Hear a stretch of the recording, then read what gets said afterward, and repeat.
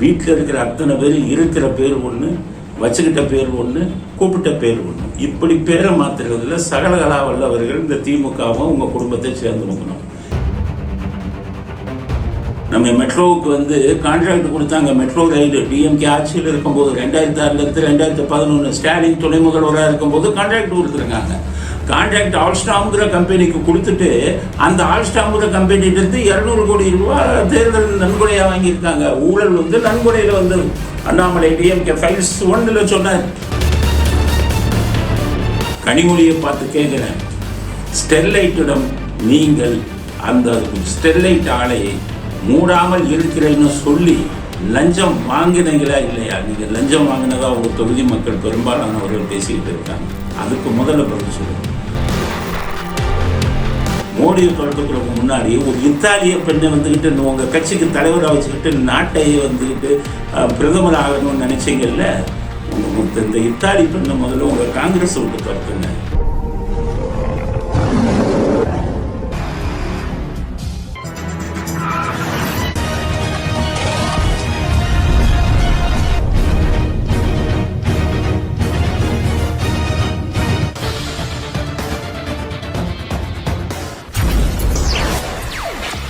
வணக்கம். இன்னைக்கு நடந்த முக்கியமான செய்திகளின் அலசலை பார்ப்போம்.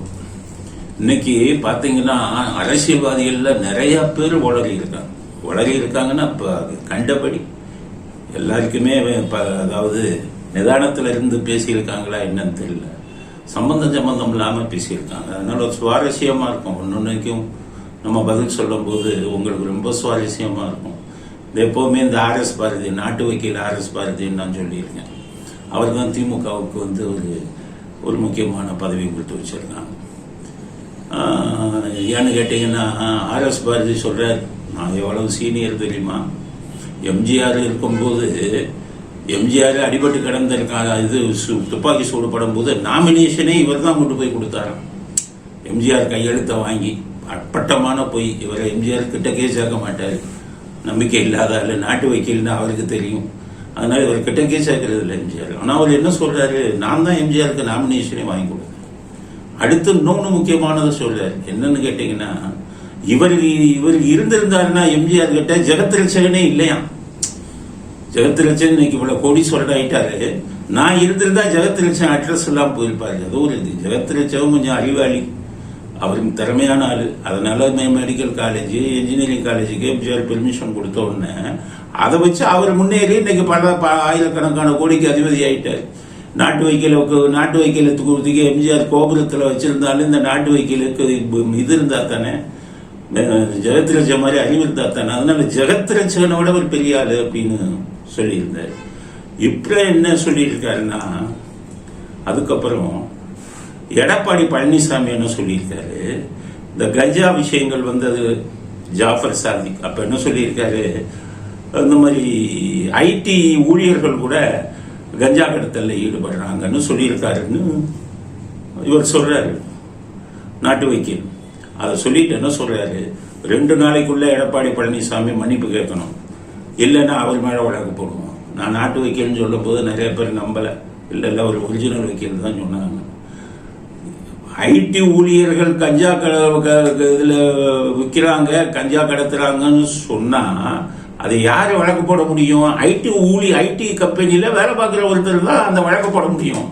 ஆனா நாட்டு வக்கீல் ஆர்எஸ் பாரதி என்ன சொல்றாரு, எங்க ஐடி விங்கில இருந்துக்கு அது போடுவேன். சாதாரண மனிதனுக்கு தெரிஞ்ச ஒரு சட்டம் நாட்டு வக்கீலுக்கு தெரியல பாருங்க.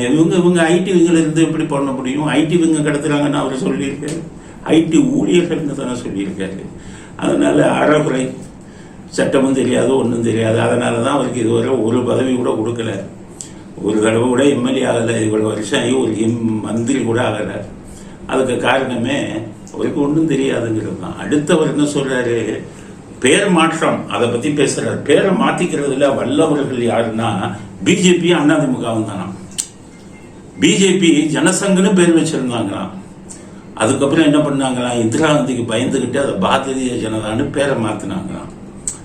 அதுக்கடுத்தது பாத்தீங்கன்னா எம்ஜிஆர் அதிமுகன்னு வச்சிருந்தாராம். இந்திரா காந்திக்கு பயந்துட்டு அதிமுகன்னு பேரை மாத்தினாராம்.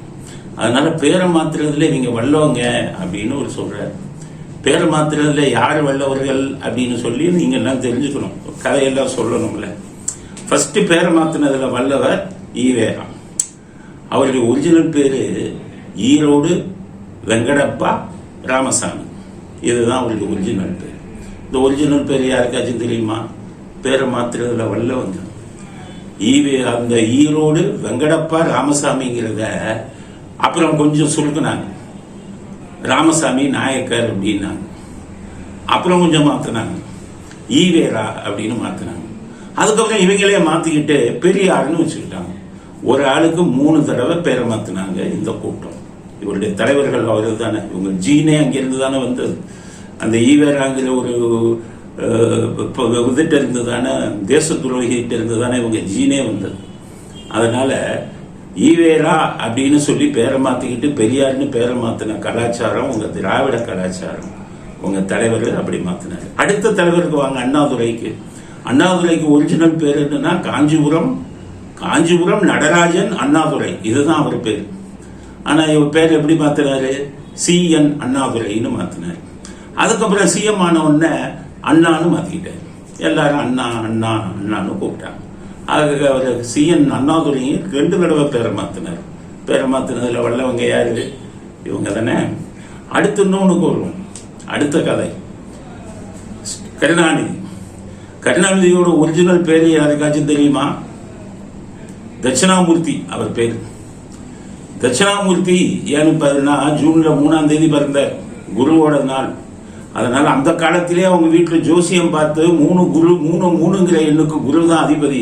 மஞ்சள் துண்டு பின்னாடி போட்டதெல்லாம் அந்த தட்சிணாமூர்த்தி பண்ற வேலை தான். தட்சிணாமூர்த்தின்னு பேரை மாத்தினார். பேர் வச்சாங்க வீட்டுல தட்சிணாமூர்த்தின்னு. ஆனா இவரே கருணாநிதினு பேரை மாத்திக்கிட்டார். அதுக்கப்புறம் தான் மஞ்சள் துண்டு போட்டாரு. கருணாநிதிங்கிற பேரை இவரே கலைஞர்னு பேர் வச்சுக்கிட்டாரு. அதுக்கப்புறம் ஒரு பேர் கருணாநிதினா யாருக்குமே தெரியாது, கலைஞர்னா தான் தெரியும். டிவிக்கு கூட அவங்க கலைஞர் டிவின்னு தான் பேர் வச்சாங்க. அப்போ 2-3 தடவை பேரை மாத்தினது கருணாநிதி. அடுத்தது ஸ்டாலினும் எப்படின்னு கேட்டீங்கன்னா அவரும் பேரை மாத்தினவர். அவர் ஒரிஜினல் பேர் ஐயாதுரை. ஐயாதுரைங்கிற பேரை ஸ்டாலின் அவர் ஸ்டைலா அப்படி அவங்க அப்பா சொன்னதுல பேரை மாத்திக்கிட்டார். அவங்க குடும்பத்துல துர்கா ஸ்டாலின் பேரு. முதல்ல துர்கான்னு அவங்களுக்கு பேர். கல்யாணம் முடிஞ்ச உடனே கருணாநிதி என்ன சொன்னாரு? துர்கானா ரொம்ப வீரியமா இருக்கும், ரொம்ப ஆக்ரோஷமா இருக்கும். அப்ப கூட துர்காங்கிறது கடவுள் பேரு மாத்தணும்னு அவர் சொல்லல, ரொம்ப ஆக்ரோஷமான கடவுள். அதனால உன் பெயரை துர்கா என்பதை சாந்தா என்று மாற்றுகிறேன்னு வீட்டுல எல்லாம் சாந்தானு தான் கூப்பிட்டுக்கிட்டு இருந்தார். அப்புறம் அவர் துர்கா அவங்க அப்பா சொல்லிட்டார், இந்த வேலையை வச்சுக்காதீங்க, என் பொண்ணுக்கு நான் கடவுள் பேரை வச்சிருக்கேன், அந்த பேரை மாத்திரதுன்னா உங்க வீட்டோட வச்சுக்கோங்கன்னு. அதுக்கப்புறம் துர்கானே கூப்பிட்டாங்க. இப்படி இவர்கள் சரித்திரத்தை பார்த்தீங்கன்னா வீட்டில் இருக்கிற அத்தனை பேர் இருக்கிற பேர் ஒன்று, வச்சுக்கிட்ட பேர் ஒன்று, கூப்பிட்ட பேர் ஒன்று. இப்படி பேரை மாத்துறதுல சகலகலா வல்லவர்கள் இந்த திமுகவும் உங்க குடும்பத்தை சேர்ந்து போகணும். இந்த லட்சணத்துல RSB ஜனசங்கம்ங்கிறத பாஜகன்னு மாத்தினாங்க, அதிமுகங்கிறத அஇஅதிமுகன்னு மாத்துறாங்க. அதுக்காகத்தானே சொல்லிக்கிட்டே இருந்தேன். RSB பேசுறது பூரா உளறல், நாட்டு வக்கீல் சட்டம் தெரியாதுன்னு. அதை நிரூபித்திருக்கிறார் RS பாரதி அவர்கள். இதுதான் முதல் செய்தி, சுவாரஸ்யமான செய்தி. அடுத்த உளறல் PTRN உளறல். அவர் எப்ப வச்சுதான் உளறுவாரு. அவர் என்ன சொல்லியிருக்காருன்னா, தேர்தல் பத்திரம், தேர்தல் நன்கொடை பத்திரம்னு ஒண்ணு கொண்டு வந்தாங்க மத்திய அரசாங்கம். கட்சிகளுக்கு நன்கொடை கொடுக்கறவங்க பேரெல்லாம் நோட் பண்ணுவாங்க.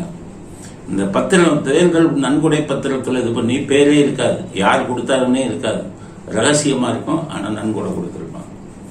பணக்காரவங்க மற்றவங்க எல்லாம் நன்கொடை கொடுக்குறாங்கன்னா அரசியல் கட்சிகளுக்கு அதுல ஒரு சுயநலம் இருக்கு, சும்மா கொடுத்துடல. இன்கம் டேக்ஸ் அவங்களுக்கு எக்ஸம்ஷன், வருமான வரியிலிருந்து விலக்கு கிடைக்கும். சரி, வருமான வரி துறைக்கு கொடுக்கறதுக்கு பதிலாக கட்சிகளுக்கு கொடுத்துடலான்னு பெரிய பெரிய பணக்காரங்க அவங்க எல்லாம் டொனேஷன் கொடுப்பாங்க.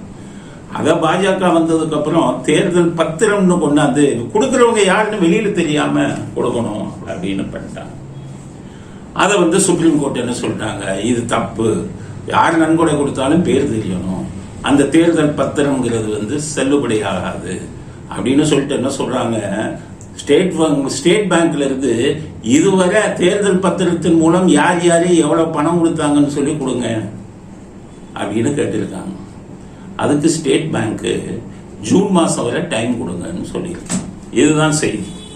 பிடிஆர் வந்து என்ன சொல்றாரு, அது என்ன ஜூன் மாதம் வரை, நீங்கள் தான் உடனே கொடுக்க வேண்டியது தானே, இப்போ தான் எல்லாம் டிஜிட்டல் இதை ஆக்கியாச்சுல்ல, அதுக்கே அவ்வளோ நாள் கேட்குறீங்க அப்படின்னு ஸ்டேட் பேங்கை திட்டுறாரு பிடிஆர்.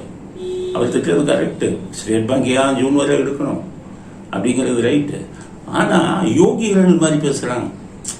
இவங்களே திமுகவை 400 கோடிக்கு மேலே குறுக்கு வழியில் பணம் வசூல் பண்ணியிருக்காங்க. இந்த தேர்தல் பத்திரத்தின் மூலம் அதிகமாக தமிழ்நாட்டில் வசூல் பண்ணது திமுக தான்.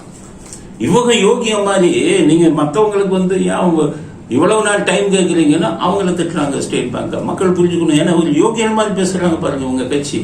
எல்லாத்துக்கும் மேலே நம்ம மெட்ரோவுக்கு வந்து கான்ட்ராக்ட் கொடுத்தாங்க. மெட்ரோ ரயில் டிஎம்கே ஆட்சியில் இருக்கும்போது 2006 2011 ஸ்டாலின் துணை முதல்வராக இருக்கும்போது கான்ட்ராக்ட் கொடுத்துருக்காங்க. கான்ட்ராக்ட் ஆல்ஸ்டாம்ங்கிற கம்பெனிக்கு கொடுத்துட்டு அந்த ஆல்ஸ்டாம்ங்கிற கம்பெனிட்டு 200 கோடி ரூபாய் தேர்தல் நன்கொடையாக வாங்கியிருக்காங்க. ஊழல் வந்து நன்கொடையில் வந்தது. அண்ணாமலை டிஎம்கே ஃபைல்ஸ் 1ல் சொன்னார். அப்போ யோகியர்கள் மாதிரி என்னமோ இவங்களுக்கு நன்கொடையை வாங்காத மாதிரி நீங்கள் வாங்காத இதுவா, நீங்கள் பண்ணாத திருடுமுல்லா. ஒவ்வொரு கம்யூனிஸ்ட் கட்சிக்கு 25 கோடி ரூபா கொடுத்தீங்களா, அந்த பணம் எந்த இதிலிருந்து கொடுத்தீங்க, எல்லாம் நன்கொடையா கணக்கு, ஊழல் பணத்தை நன்கொடைன்னு கணக்கு காமிச்ச பணம் தானா. என்னமோ யோகிகள் போல பிடிஆர் வந்து இதை காமிச்சுட்டு தேர்தல் நிதி பத்திரத்தில் கொடுத்ததுனா ஸ்டேட் பேங்க் உடனே கொடுத்தா வண்டவாளம் உங்கள் தமிழ்நாட்டில் உங்கள் கட்சி வண்டவாளம் தான் போகும் என்பதை மறந்து விட்டு பேசுகிறார் பிடிஆர். நீங்க உங்களை பத்தி பேசுங்க, திமுகவை பத்தி பேசுறதுன்னா கொஞ்சம் மனசாட்சியோட பேசுங்க. நாங்கள் செய்வது கொள்கைக்கான அரசியல்.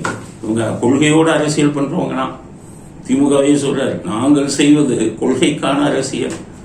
நீங்க தான் 30,000 கோடிய உதயநிதியும் அவங்க ஸ்டாலின் மருமகன் சபரீசனும் 2 வருஷத்துல கொள்ளையடிச்சுட்டு என்ன பண்றது, எங்க இன்வெஸ்ட் பண்றதுன்னு தெரியாம சுத்திக்கிட்டு இருக்காங்கன்னு சொன்னது. 20,000 30,000 கோடி 2 வருடத்தில் கொள்ளையடித்தது கொள்கைக்கான அரசியலா மிஸ்டர் பிடிஆர்? அதை சொல்லுங்க. ஒவ்வொரு மந்திரியும் ஜெயிலுக்கு போயிட்டு இருக்கான, அது வந்து உங்க கட்சியின் கொள்கைக்கான அரசியலா? செம்மன் அள்ளிக்கிட்டு இருக்கான ஒவ்வொரு மந்திரியும், அது கொள்கைக்கான அரசியலா? இடி ரைட்ல மாட்டிக்கிட்டு உங்க செந்தில் பாலாஜி 1 வருஷமாக போது வெளியில வர முடியாமல் தவியாக தவித்துக் கொண்டிருக்கிறாரே, அது திமுகவின் கொள்கைக்கான அரசியலா? மணல் குவாரியில கோடி கோடியா கொள்ளையடித்துக் கொண்டிருக்கிறீர்களே உங்க மந்திரிகள் மீது வரிசையாக வழக்கு பாய்கிறதே, அதுவெல்லாம் திமுகவின் கொள்கைக்கான அரசியலா அப்படிங்கிறத பிடிஆர் சொல்லணும். பிடிஆர் இந்த பக்கம் பாஜக பக்கம் தாவ போறாருங்கிற ஒரு செய்தி வந்திருக்கு. அதனால இந்த நேரத்தில் அந்த செய்தியை வச்சு திமுக தன் மேல மந்திரி பதவியை பறித்து விடுவார்களோ என்ற ஒரு பயத்தில் பிடிஆர் இவ்வாறு உடலிக் கொண்டிருக்கிறார்கள். கொள்கைக்கும் உங்க திமுகவுக்கும் எந்த சம்பந்தமும் இல்லை. கொள்கைக்கு எதிராக செயல்படுபவர்கள் தான் நீங்க. உங்க தீக்க ஆரம்பித்த கொள்கையை வந்துகிட்டு பதவியில வரக்கூடாது, ஆட்சியை பிடிக்கக்கூடாது, தனி இதுவாகத்தான் செயல்படணும்னு ஆரம்பிக்கப்பட்ட கட்சி தான் வந்து தீக. அதில் இருந்து தொண்டர்களாக இருந்து வந்த உங்க தலைவர்கள் எல்லாம் கொள்கையை அடகு வைத்து விட்டு அரசியல் நிற்போம் அப்படின்னு சொல்லி உள்ள வந்தீங்க. அரசியல்ல கோடியா லட்சக்கணக்கான கோடி கொள்ளையடிச்சு சுவிஸ் பேங்க்லையும் வெளிநாடுகளையும் கம்பெனி ஆரம்பிப்பதுதான் திமுகவின் அரசியல் கொள்கையா? அன்னைக்கு ராபின்சன் பூங்கால 10 பேர் உட்காந்துக்கிட்டு விளையாட்டாக ஆரம்பிச்ச கட்சி, கொள்கைன்னு சொல்லிக்கிட்டு இருந்த கட்சி, அண்ணாதுரை இருந்தவரை அந்த கொள்கை பின்பற்றப்பட்டது. 1 பைசா சம்பாதிக்கல. இன்று உலகமாக பணக்காரர்கள் ஆகிக்கொண்டிருப்பவர்கள் தான் உங்கள் கட்சியை சேர்ந்த தலைவர்கள். அதனால கொள்கைக்கும் திமுகவிற்கும் சம்பந்தம் இல்லை. பிடிஆர் ஏதோ உளறிக் கொண்டிருக்கிறார் என்ற கருத்தையும் பதிவு செய்ய விரும்புகிறோம். அடுத்தது துரைமுருகன், துச்சாதனன் துரைமுருகன் அவரின் உளற. மோடி சொல்லிட்டாராம், திமுகவை ஒழிக்காமல் விட மாட்டேன் அப்படின்னு சொல்லிட்டாராம். அதுக்கு என்ன பதில் சொல்றாரு, எனக்கு வயசாகி போயிடுச்சு, எனக்கு ஒரு பெரிய பதவியில வச்சிருக்காங்க திமுகல, பொதுச் செயலாளர், நான் மட்டும் பழைய துரைமுருகன் நான் இருந்திருந்தா நடக்கிறதே வேற அப்படின்னு சொல்லி மோடியை பயமுறுத்தி இருக்கார். திமுகவை ஒழிக்காமல் விட மாட்டேன்னு சொன்னது தப்பான். ஒரு பொறுப்புல இருக்காராம், பெரிய பதவியில துணை பொதுச் செயலாளர், அதனால பாக்குறாராம். அப்படின்னா நீங்க பொறுப்புல நல்ல பதவியில் இருக்கும் போதெல்லாம் ரொம்ப நாகரிகமா நடந்தவரா மிஸ்டர் துரைமுருகன்? உங்களுக்கு தான் கேட்கிறோம். அன்னைக்கு 1977 எம்எல்ஏவா இருந்தீங்க. எம்ஜிஆர் முதலமைச்சர். எம்எல்ஏங்கிறது ஒரு பொறுப்புள்ள பதவி தானே. அந்த எம்எல்ஏங்கிற பொறுப்புள்ள பதவியில இருந்துகிட்டு சட்டசபையில் பெஞ்சு மேலே ஏறி பெஞ்சுக்கு பெஞ்சு தாவி வேஷ்டி அவுத்து அன்றவர்களோட ஒன்றாள் நீங்கள். அன்னைக்கு எம்எல்ஏ என்ற பொறுப்புள்ள பதவியில் இருக்கும் போதே ரவுடித்தனம் பண்ணாலும் நீங்க.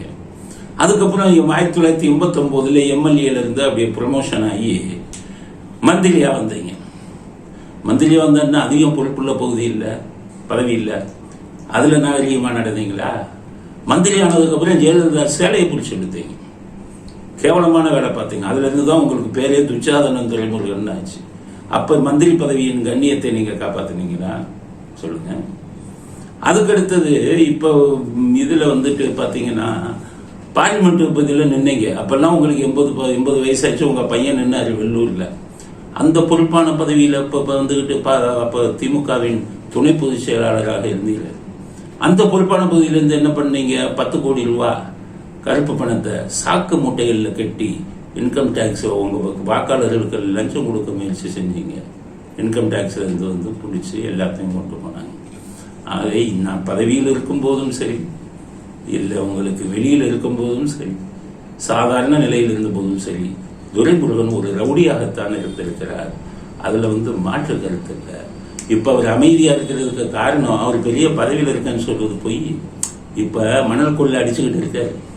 அவங்க சொந்த கட்சிக்காரங்களே 60,000 கோடி மணல் கொள்ளையில் துரைமுருகன் சம்பாதிச்சிட்டாருன்னு உங்க சொந்த கட்சிக்காரங்களே சொல்லியிருக்காங்க.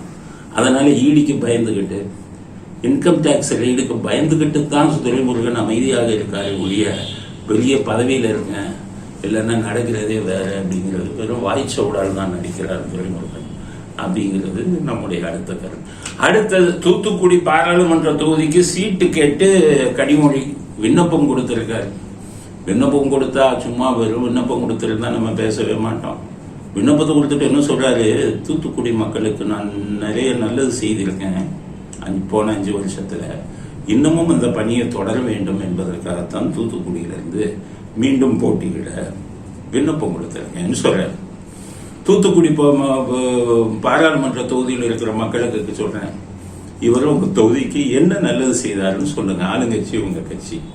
தூத்துக்குடி வெள்ளத்தில் தவித்த போது அங்கிருந்து சோறாக்கி போட்டுக்கிட்டு இருந்தாரு. இவங்க அண்ணன் தானே சீஃப் மினிஸ்டர். உங்களுக்கு எத்தனை வீடுகள் அடிச்சுட்டு போனது, எத்தனை கால்நடைகள் அடிச்சுட்டு போனது, எதுக்காச்சும் நஷ்ட ஈடு உங்க அண்ணன் சொல்லி வாங்கி கொடுத்தாரா?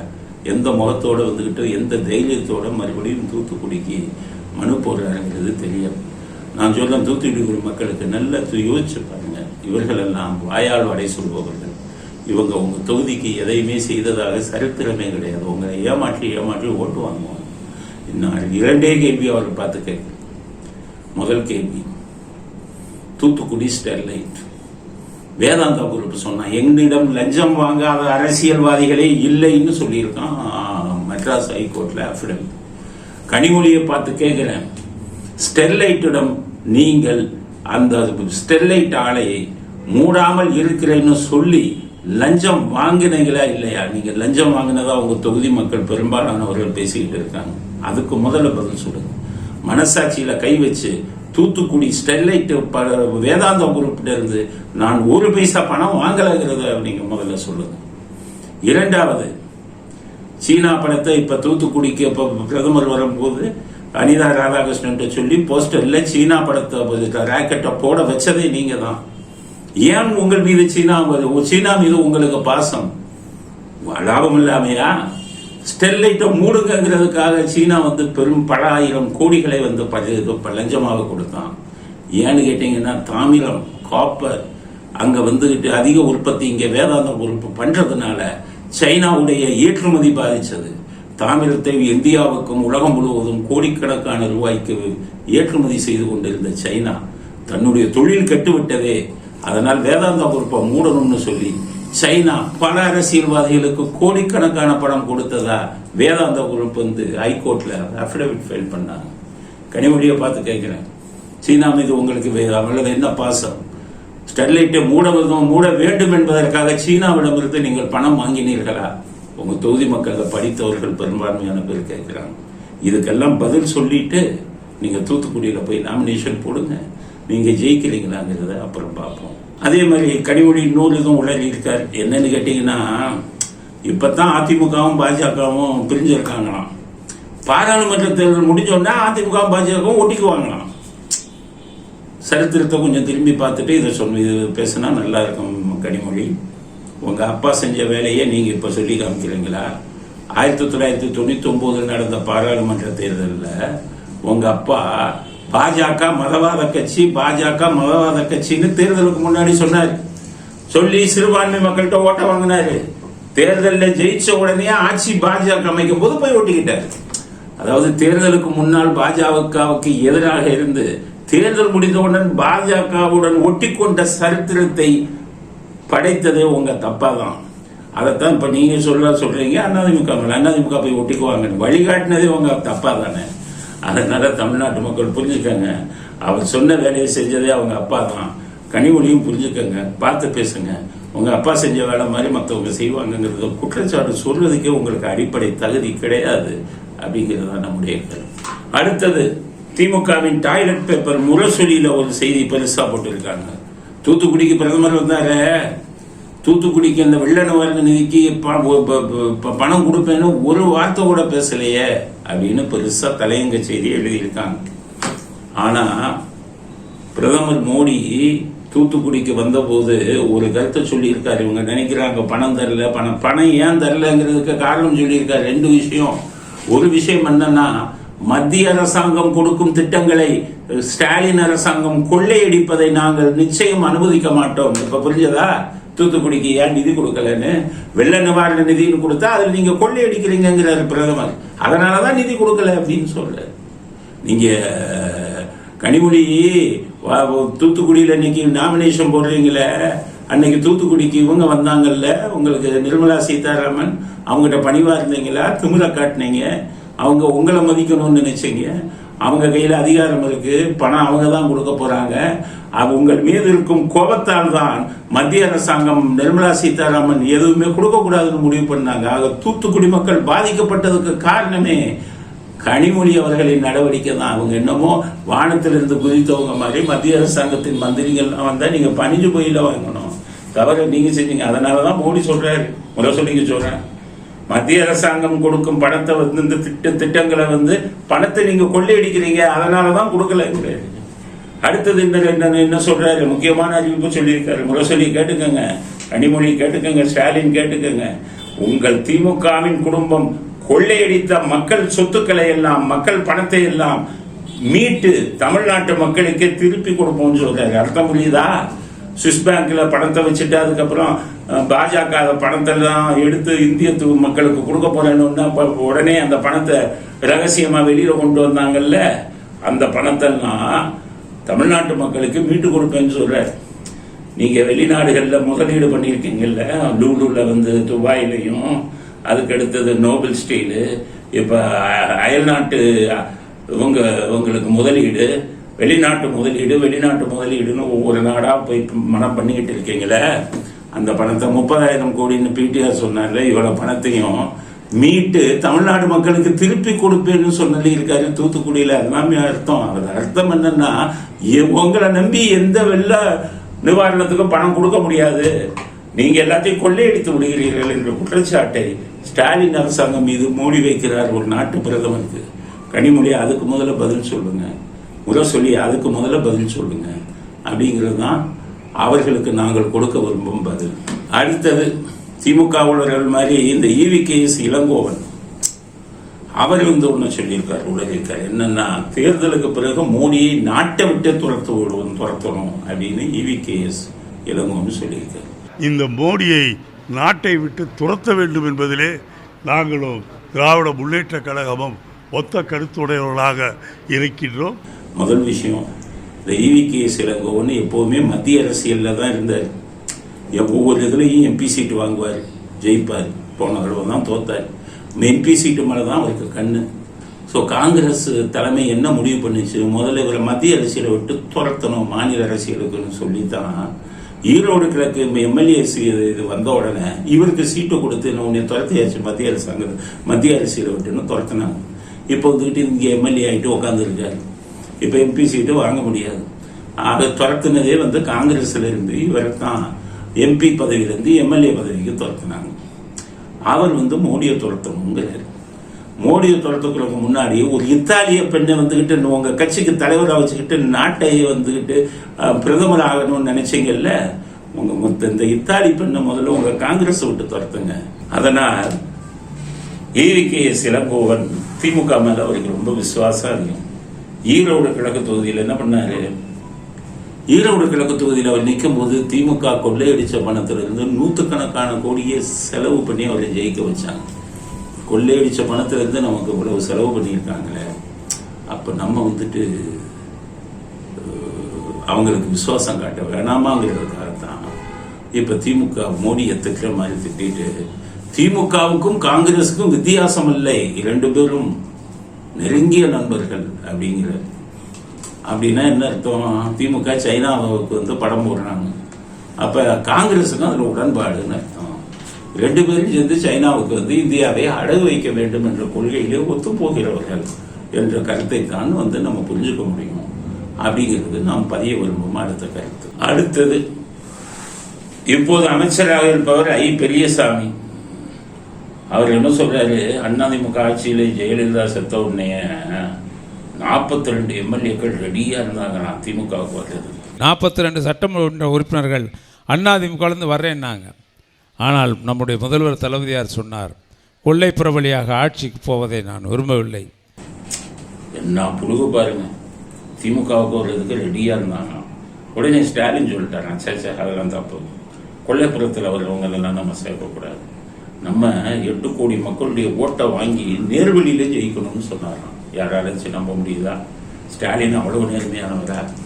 நான் என்ன சொல்றேன், பெரியசாமி சொல்றது உண்மையா இருந்ததுன்னு வைங்க, நேர்மையாக ஜெயிக்கணும், 42 எம்எல்ஏக்கள் வேணான்னு ஸ்டாலின் சொல்லியிருந்தா எதுக்கு 300 கோடி கொடுத்து பிரசாந்த் கிஷோருங்கிறவரை வரவழைச்சு தந்திரங்கள் எல்லாம் பண்ணி ஜெயிக்கணும்னு ஏன் நினைச்சாரு? நேர்வழியில ஜெயிக்கணும்னா மக்களை சந்திச்சு ஓட்டு வாங்கி ஜெயிக்கலாம் இல்லையா? குறுக்கு வழியில ஜெயிப்பதற்காகத்தானே பிரசாந்த் கிஷோரை கொண்டு வந்தீங்க. அது மட்டும் இல்ல, ஒரு ஓட்டுக்கு 4000 ரூபாய் எதுக்கு கொடுத்தாரு அவரு? குறுக்கு வழியில வரணுங்கிறதுக்காகத்தானே. நேர்வழியில வரணும்னா மக்களிடம் வந்து பணத்தை தாங்கள் செய்ய போகும் சாதனையை சொல்லி ஓட்டு கேட்கலாம்ல. 4000 கொடுத்து வந்தது மட்டும் குறுக்கு வழியில இல்லையா? அதுக்கடுத்தது நீங்க அடுத்த விஷயம் என்னன்னு பாத்தீங்கன்னா, கள்ள ஓட்டு போடாம நேர்வழியில வந்து குறுக்கு இதுல வந்து ஜெயிச்சு பாருங்க, பார்க்கலாம். ஸோ எவ்வளவு நல்லவர் மாதிரியே ஜாட் அடிக்கிறாங்க பாருங்க இந்த ஒரு பெரியசாமி. இவரே குறுக்கு வழியில தான் இவர் மேல வீட்டு வசதி வாரியதுல ஒதுக்குனதுல ஊழல் நடந்ததுன்னு சொல்லி குறுக்கு வழியில போய் விடுதலை வாங்கிட்டு வந்து இப்ப ஆனந்த் வெங்கடேஷன் இது செல்லாத தீர்ப்பு திரும்பி விசாரிக்கிட்டாங்க. ஆக கூடிய சீக்கிரம் ஜெயிலுக்கு போகிறாரு பெரியசாமி. இந்த லட்சணத்தில் இவர் தலைவர் வரான், நேர்மையானவரா, உத்தமரா அவர் என்று ஊரை ஏமாற்றிக் கொண்டிருக்கிறார் பெரியசாமி என்ற கருத்தையும் பதிவு செய்ய விரும்புகிறோம். இத்துடன் இன்றைய நேரமின்மை காரணமாக இன்றைய செய்தி அலசல்களை நிறைவு செய்கிறோம். மீண்டும் அடுத்த செய்தி அலசல் புதிய செய்திகளுடன், விறுவிறுப்பான செய்திகளுடன் நாளை சந்திப்போம். நன்றி, வணக்கம்.